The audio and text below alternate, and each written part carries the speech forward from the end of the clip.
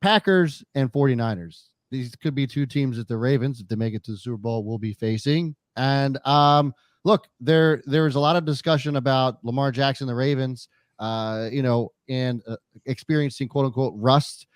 John Harbaugh, of course, squashed that. But there's another team out there in the NFL that also had a bye week, and they talked about this on the Up and Adams show about Brock Purdy also maybe facing some rust. And I wanted to kind of have you guys watch this, and we can react to it on the other side to get your thoughts on this, because the Ravens obviously faced the 49ers and beat the shit out of them. And kind of wondering if maybe, Brock Purdy, first time he's really kind of been in this position, could he face a similar fate that Lamar did back in 2019? So take a listen. Here's the truth. The bad Ravens loss, a bounce back against the mech Commanders, and then 2 weeks off. How much does it matter? I think it matters a lot. And I was going through this last night, like looking at who have they played, and when's the last time the Niners have won a meaningful game, or a game that like gave them a little bit of a sweat? It's been over a month, right? Like probably 7 weeks, almost 2 months. And I'm looking at it. The Packers have played playoff games essentially for the last 5 weeks.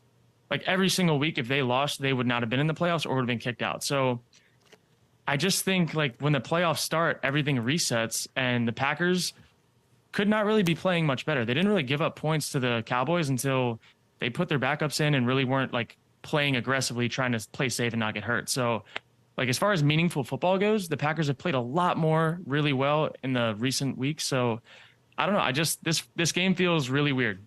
Like 49ers should win. They have the better roster. They have the better, they have it all better, but the Packers. All right. So, isn't it funny? Dan Orlovsky, by the way, had his list of quarterbacks left in the playoffs, and Brock Purdy wasn't even on his top 5 for it.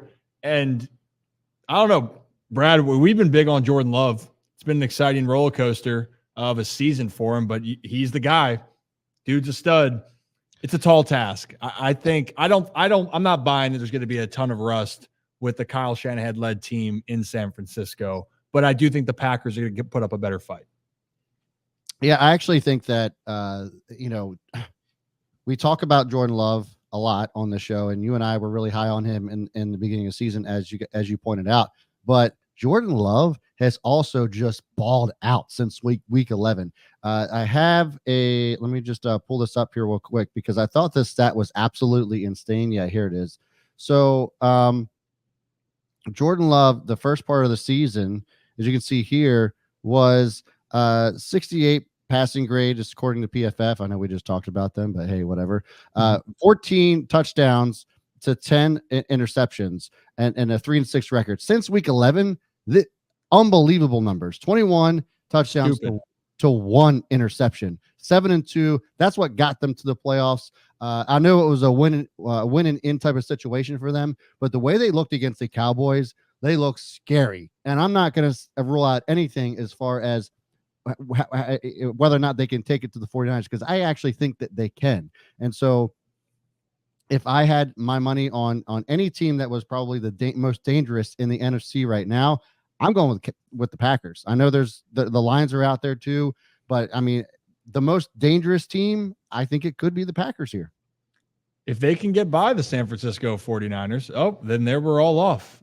If they can get by the San Francisco 49ers. But hey, Brock, we've talked about this, and Joe brings it up. Why is everyone so quick to say Love is good, but Brock has been playing better all year, and still people act like he's not good? It's an interesting point. I think we're just proving that everyone was wanting to write off Jordan Love, was saying he's not going to be the guy. The offense has too many other issues, but meaning that he was the reason why the offense was having issues, not the other way around. And Jordan Love just proved to everyone he's the guy. The Packers have their franchise quarterback again. They've just been on fire with that. No team seems to be doing that better than the Packers. Coming in, replacing Rodgers, people, like you said, looked for a reason for him to fail, and he did not step up to the plate like people had thought at first. Brad's got a question or thought. Yeah, yes, Brad. Yes, young Bradley. What would you like to say to the classroom? Jordan Love has done a shit ton more with less. Yeah. That's true. the tweet. That's the fucking tweet. Brock Purdy has an all-star team that he can just toss the ball to. Another MVP candidate. on that same side of the ball, and Christian McCaffrey. You got Debo. You have George Kittle, one of the top 5 tight ends in the league. What has Jordan Love had to work with up to this point? So that's the answer. That's the answer. Jordan Love has done a lot more with less. No, I agree. Christian Watson has missed what, like half the season. You know, he's had to work. Aaron with Romeo Jones was out for a while. Yeah, he was not good. Pretty much I had him in fantasy. I know the entire regular season. So, and you saw some of those throws against the Cowboys.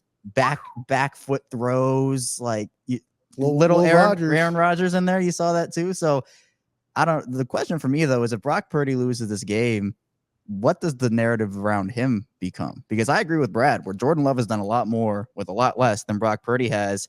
Does Brock survive losing this game in San Francisco? He's been good. Yeah. But what happens when you have a team like that and you can't move past the Packers in this? Yeah, a lot of hate for Brock still. I think he's still going to be the quarterback next year. He's had a tremendous year. It does help that he has some great players, but that's not his fault. I think if they're the number 1 team in the NFC, and he's the quarterback of that. I think if they lose this week to the Packers, I think Kevin's right. We're gonna have those stupid reports for like a month of like, are the 49ers going to move on? Kind of like they did. I mean, obviously different scenario because Brock Purdy was injured, but I think they'll do the whole like, oh, they're bringing in competition. They're bringing Sam Darnold, something like that. But no, Brock Purdy will still be there. Yeah, and I do expect the Niners. I'm going to say it. We'll talk about this game on our Saturday show, but I do think it's going to be the San Francisco 49ers. But Brad, it's just really cool to see that Jordan Love, just like we thought from the beginning, he looked like the dude. He went through his growing pains. And to see him shining through has been awesome to watch. Rock, do you have anything to say, or you want to stay on mute? Yeah. I think Brock Purdy, I feel like, quarterbacks and football players are going to say, yeah, I don't hear that, or I don't read that, or I don't watch that on TV. I feel like Brock Purdy hears a lot of the noise that people are calling him a game manager and that he's not a top quarterback in this league. But this is a guy, correct me if I'm wrong, I know he has a lot of weapons, but he just took his team to the NFC Championship game, last season? And then he got hurt in the, what was it, the first quarter, second quarter? It was, I know it was early on, and they were without him for the rest of the game, and it looked like a completely different team, obviously, because I think Josh Johnson then got hurt.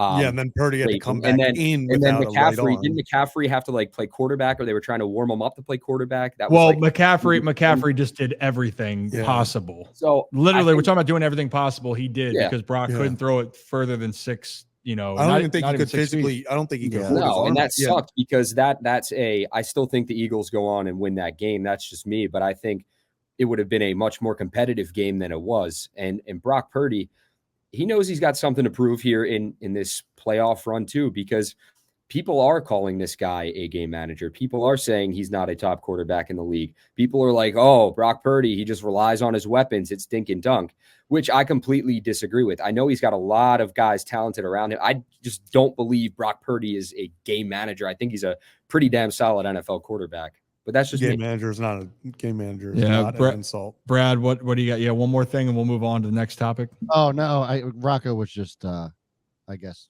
labeling me as that. Real quick. Look, I'm not saying that Brock Purdy is bad, and we've talked about this before. I think he, on any other team, he would be an average quarterback. He would still be a starter in the league. He's just not going to be an elite quarterback. Don't think he's that guy. We'll see. We'll see this weekend. And he is a game manager, but it's not an insult.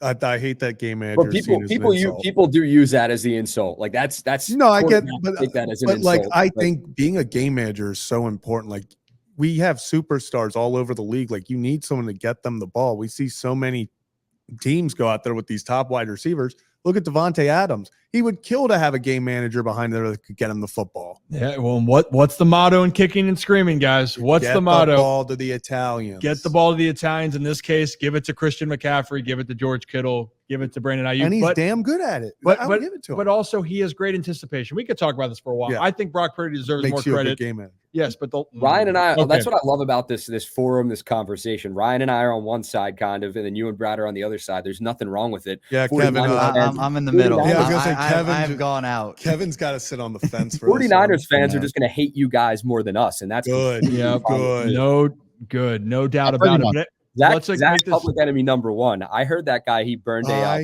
Brock Purdy jersey before.